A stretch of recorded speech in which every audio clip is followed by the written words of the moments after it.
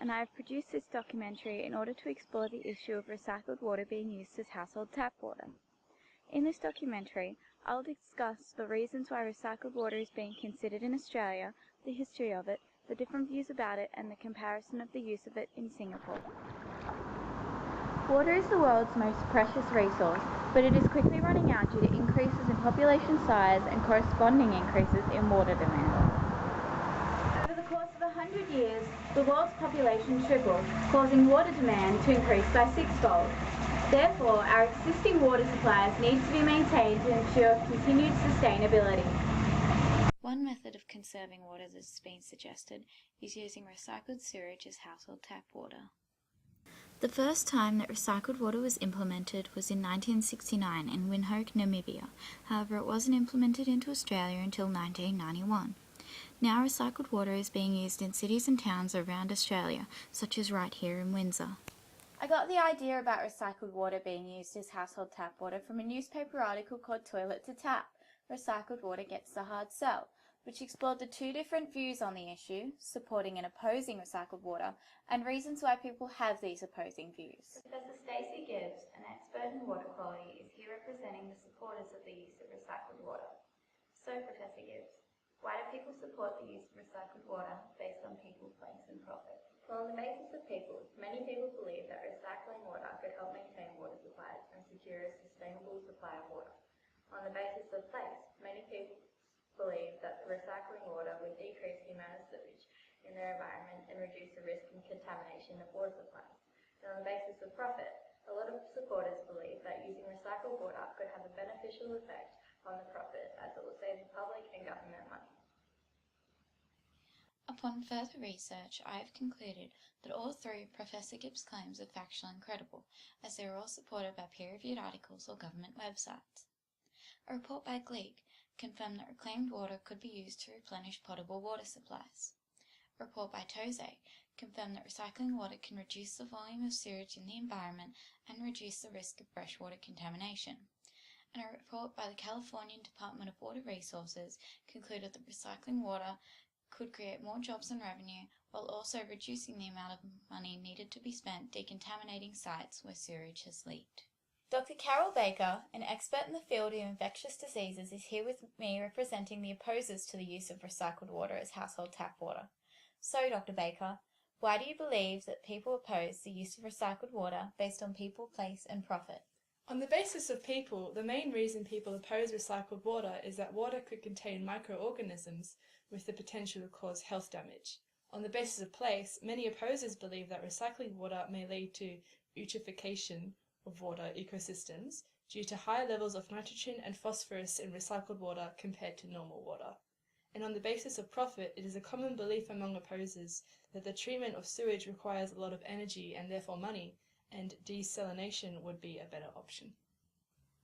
Upon further research, I have concluded that Dr. Baker's belief that recycling water may lead to eutrophication was factual and credible, as it was supported by a peer-reviewed experiment by Griffith University, showing that recycled water had a higher algae growth rate than normal lake water. Furthermore, I have concluded that her two other claims were both opinions and therefore not credible, as a peer-reviewed study proved that treating sewage can reduce contaminants to a level that makes reclaimed water equal in quality to normal water, and another peer-reviewed report found that the total cost of desalinating water was triple that of recycling water. Although Dr. Baker's view considered all of the elements of people, place and profit, only one of her beliefs was proven to be factual, and therefore her perspective is only somewhat credible. Overall, both sides provided adequate factual evidence to provide a good argument on their behalf, but it was the perspective of supporting the use of recycled water that provided the most credible information.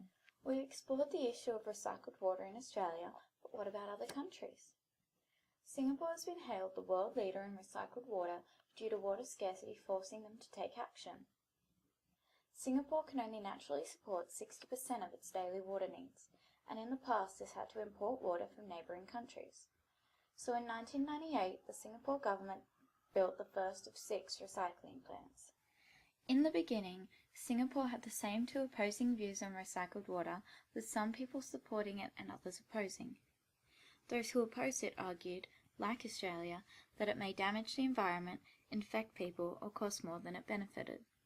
However, those who supported it had one main reason, that it was providing them with water of better quality and safety than they had ever had, and removing them from the threat of not having enough water.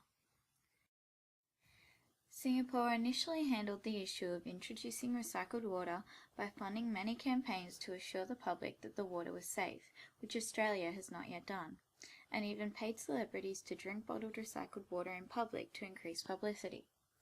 The main reason that introducing recycled water into Singapore has been so much easier and successful than Australia is that the drinking water they produce greatly exceeds the drinking water standards of the World Health Organization, whereas Australia's recycled water is only just above the standards. This graph shows the difference between the World Health Organization standards for bacteria and the amount of bacteria present in water produced by new water, which is Singapore's sewage treatment plants. Rainwater, local reservoir water and tap water are also included as a comparison to show what level of bacteria would normally be consumed. In the graph, the shorter the bar, the less of that contaminant is present, and the bar for the World Health Organization is long, whereas the bar for new water is non-existent, which shows that the water produced by Singapore's sewage treatment plants has much less bacteria than the minimum amount allowed by the World Health Organization. Similarly, this graph shows a comparison between new water and the World Health Organization standards for levels of suspended particles, and once again, the bar for new water is much shorter than that of the World Health Organization, showing that the water produced by Singapore's sewage treatment plants is of much better quality than the minimum standards set by the World Health Organization. Although we have tried implementing recycled water into Australia, our recycling plants are low quality compared to Singapore's. If all sewage treatment plants in Australia were given enough funding to drastically upgrade to the same level of quality as Singapore's, then I believe that the public would be much more open to the idea of recycled water. Like any other issue, there will always be conflict on the issue of recycled water. However, Australia's needs for water is becoming serious, and if we have any chance of continuing to thrive as we have been for hundreds of years, we need to follow in the footsteps of other countries and become open to ideas that we may not be completely comfortable with, such as recycled water.